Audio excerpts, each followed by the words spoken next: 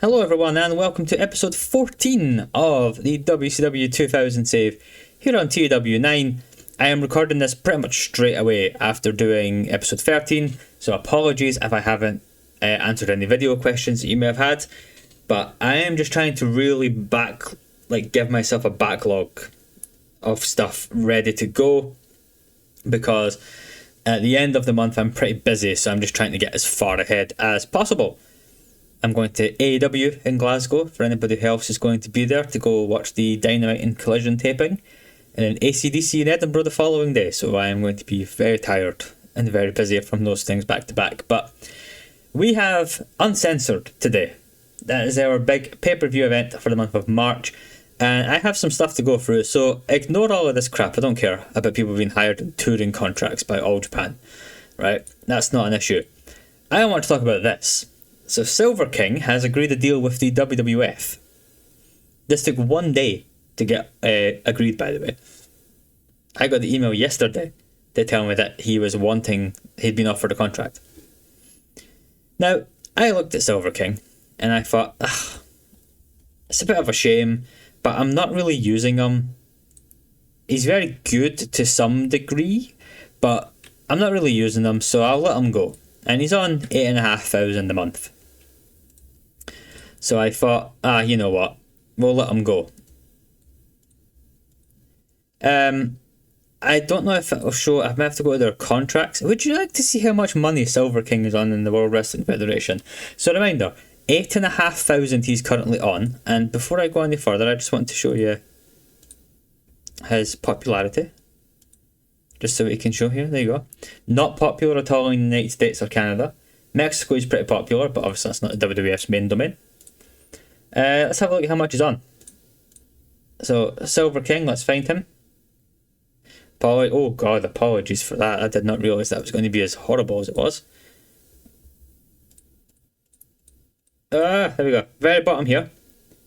$79,700 per month. So we'll round it up. $80,000 a month. That is nearly 10 times what he is currently on an hour contract.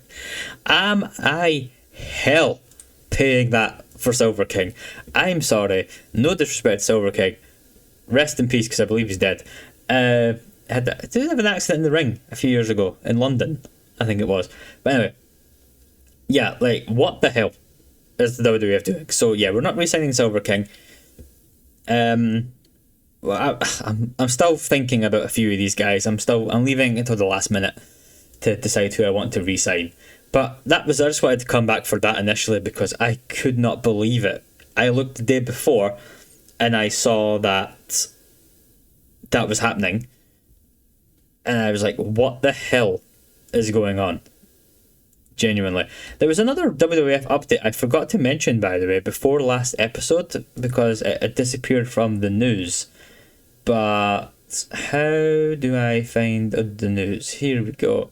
You know how in real life Triple H and Stephanie McMahon got married and, you know, took over the company and things like that?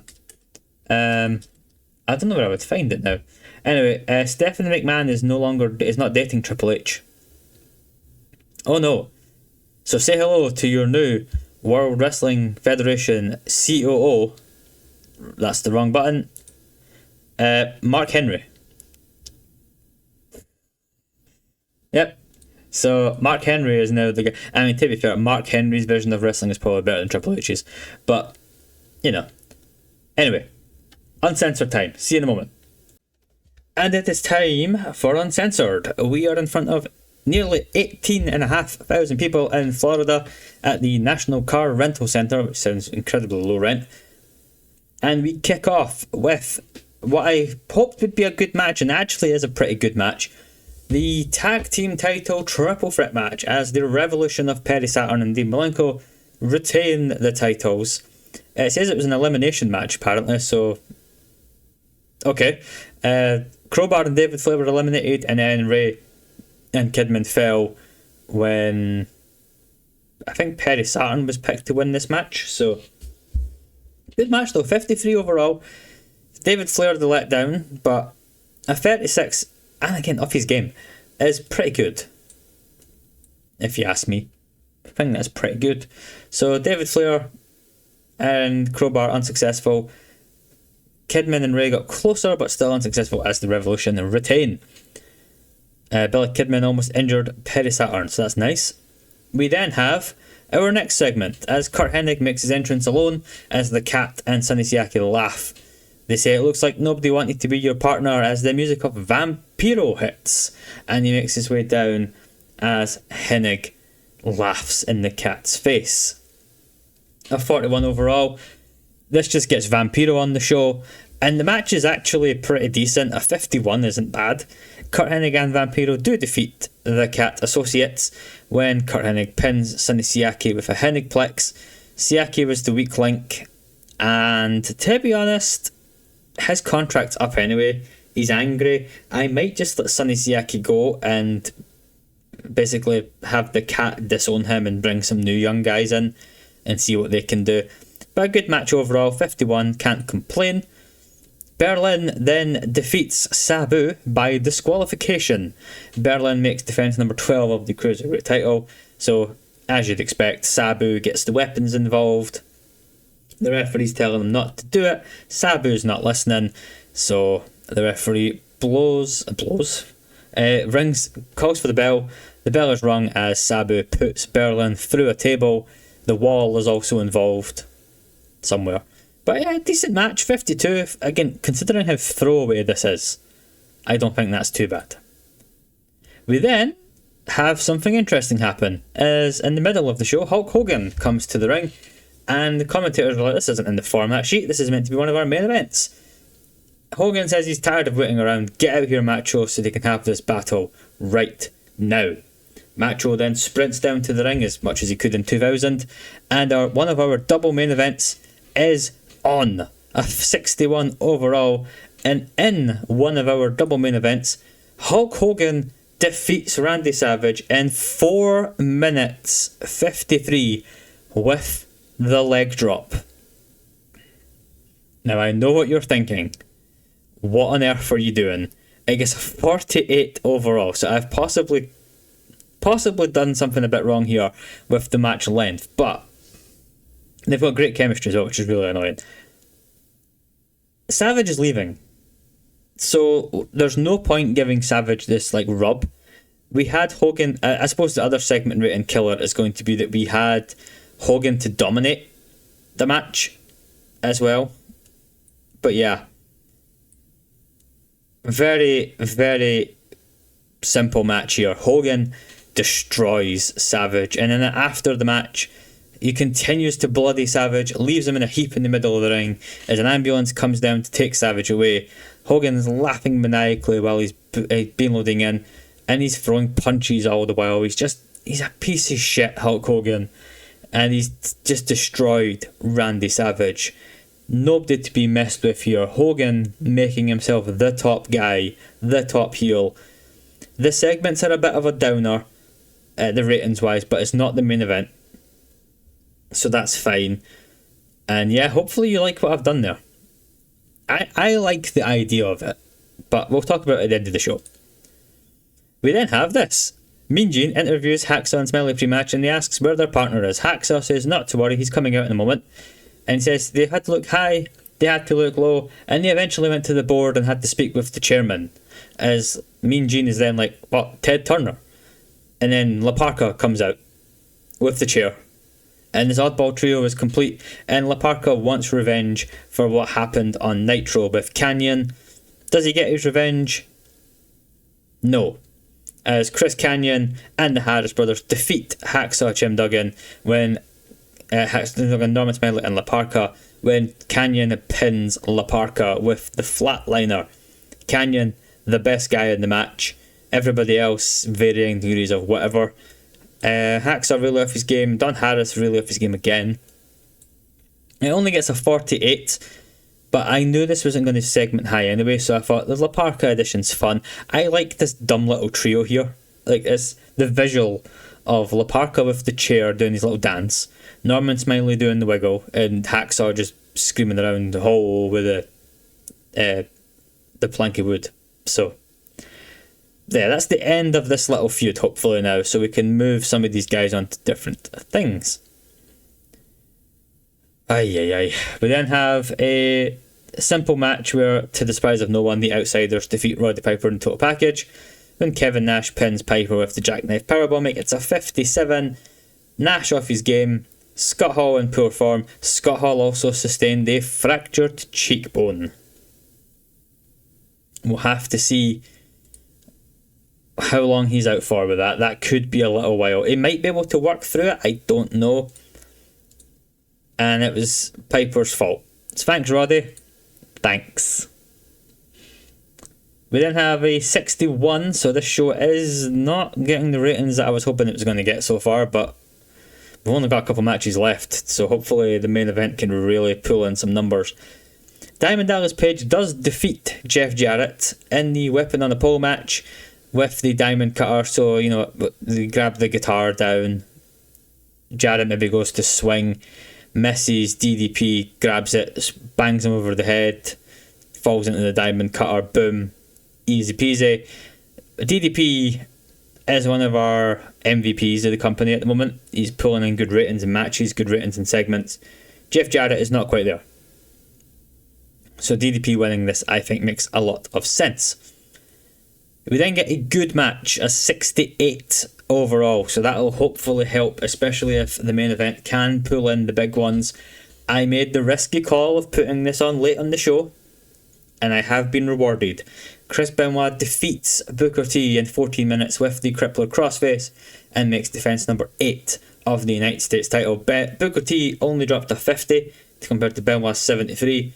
So as far as I'm concerned, this is confirmation that Booker T is not quite ready to be that main event guy, but Benoit definitely is. Benoit with a great performance. And yeah, I don't think this is a huge shock considering this was a bit of a throwaway thanks to Stevie Ray's injury, but it is what it is. Up next, we have a good segment as Ric Flair makes his entrance, but before Sting can make his, Flair says, we spoke about tonight's match and said it was going to be fair, and it is. He just wanted some extra insurance policy to ensure the fairness of this match. And he introduces the guest ring announcer, Roddy Piper, and the special guest timekeeper, the Total Package. Dun dun dun, obviously. But in the main event, it doesn't matter because Sting defeats Ric Flair in a submission match in 15:23 with the Scorpion Deathlock, and he makes defence number 3 of the World Heavyweight Championship, and it gets an absolutely barnstorming 81 overall rating, which hopefully means the show gets over a 70. Hopefully. I don't know how the actual maths works on this, but yeah, great match,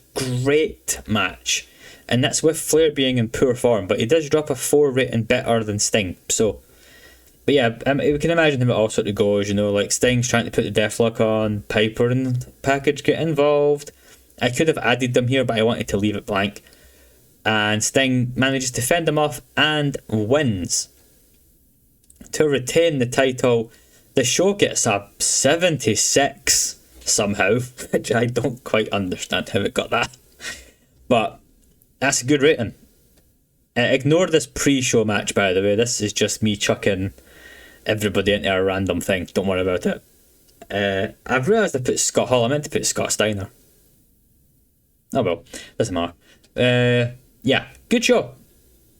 I think it's a pretty good show overall. No title changes this month. All titles have remained where they began.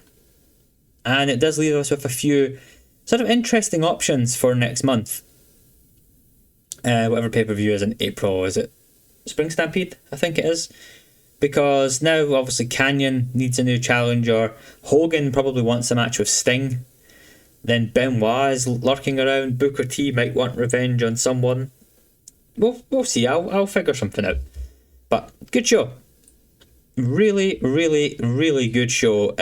Flair's going to get some props. As is Chris Benoit again. And who else had a really good match performance? Who else had a really good night? I'm going to give Booker T some encouragement, because I think he did okay. And Scott Hall can work through the fractured cheekbone, so that's fine. We won't have him in any matches unless I'm stupid and forget. But he should hopefully be back. Hopefully by the next pay-per-view. We made a whole 148,000 on that, because we made a lowly 30,000 on pay-per-view. But we did gain that point back in the Southeast.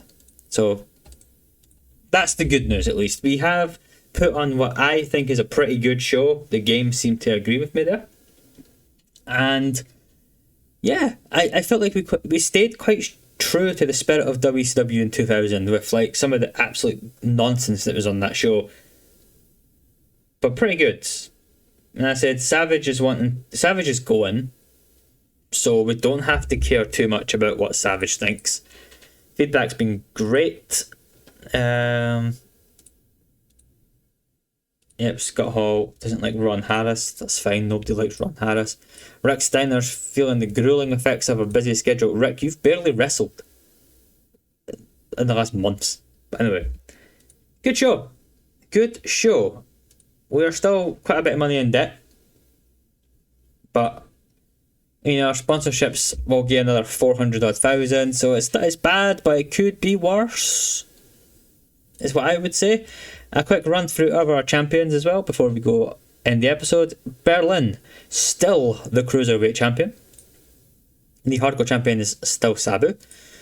Chris Benoit is still the United States Heavyweight champion. It has been for 2 months now. Sting is still our World Heavyweight champion. He's only made 3 defences, which have mostly been on pay-per-view. But, you know, that's what it is. The tag team champions are still Perry Saturn and Dean Malenko, and the TV champion is still Chris Kanyon. So let me know what you guys thought of the show. Again, I thought it was pretty good, all things considered. Let's have a look at Hogan's popularity.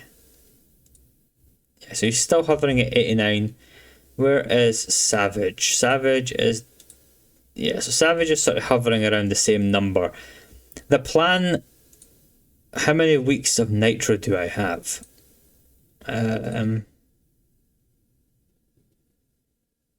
have 2 episodes of Nitro before Savage leaves. We need to take popularity off Savage.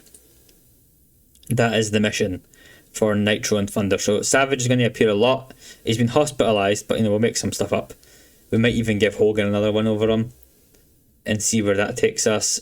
Sting, what's his popularity doing? It's still just hovering about the same.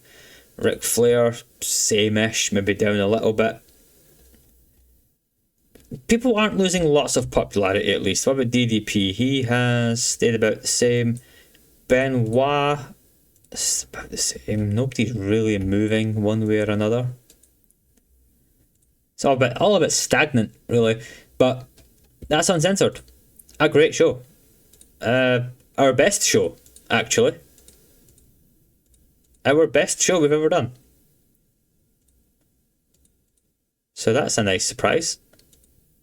Yeah, Uncensored, best show in the company yesterday by 6 whole points. So we're not going to complain about that. If you look at our results so far, Sold Out got a 66, Super Bowl got a 67. So we are on the up. The attendances are not great, but if you look at where we came from our first show, Shane Douglas, Buff Bagwell, you know, all a bit not great. And then Super Brawl, you know, a decent show. Obviously, we got screwed over by Savage being in Japan that night. And then, yeah. Happy with that. Happy with that. Let me know what you guys thought.